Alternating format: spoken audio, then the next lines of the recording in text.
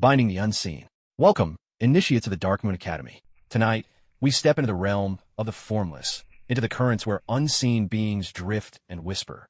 To bind the unseen is among the oldest and most perilous of arts. It is an act of command, of control, and of protection, but is also a gamble with your soul as the wager.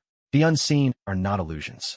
They are entities without form, without anchor, drawn from the astral winds, the echoes of the dead, or from stranger currents still. Some are mindless, feeding on fear and energy. Others are clever, cunning, waiting for a channel through which to slip into this world. Binding is what stands between chaos and order. But make no mistake, to bind is never the same as to destroy. A binding is a chain, not an ending. And chains, as history shows us, can break. Section 1. The nature of the unseen.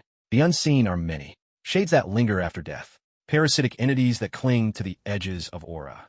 Thought forms birthed from ritual, given hunger by human belief. Even greater spirits that have never walked in flesh, but watch from their higher planes.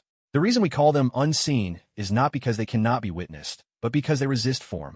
They do not belong to the physical plane, and when they press against it, their shapes are shifting, fractured, impossible to hold. It is this resistance to form that makes binding both necessary and difficult. Section 2. The 3 pillars of binding. Throughout history, mages and shamans have discovered that binding rests upon 3 pillars. 1. Word, the spoken name or command. Language fixes the formless. To declare a name, to pronounce a command with authority, is to begin the chain. But know this, the name must resonate. False words break. True names cut like iron. 2.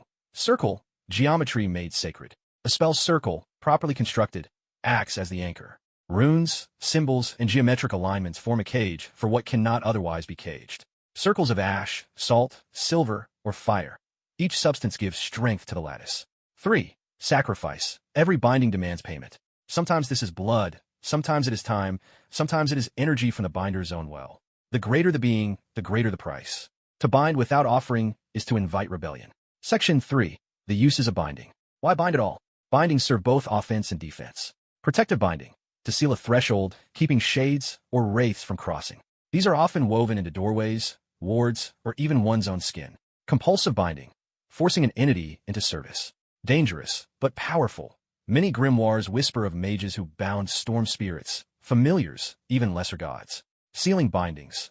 Chains meant to last lifetimes. Used to entomb titanic beings or parasitic forces beneath mountains, lakes, or temples. Some of these bindings are still in place today, though they weaken with time. Section 4. The dangers of binding.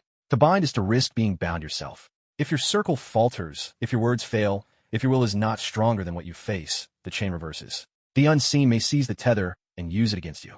Your name, your aura, your very breath becomes the knot that ties you down. Many foolish mages have found themselves enslaved by the very things they sought to control. Others found their bindings too weak, unraveling in a single night. And when a binding breaks, the backlash is swift and violent. Section 5. Final lessons. Never attempt to bind beyond your strength. Never weave chains you do not intend to carry for a lifetime. A binding is not just a cage, it is a relationship. You and the bound are linked, tied together until the spell dissolves or one of you ceases to exist. Remember this, initiates. The unseen resist form. Your will is that form. The chain is not salt, not circle, not word alone. It is you.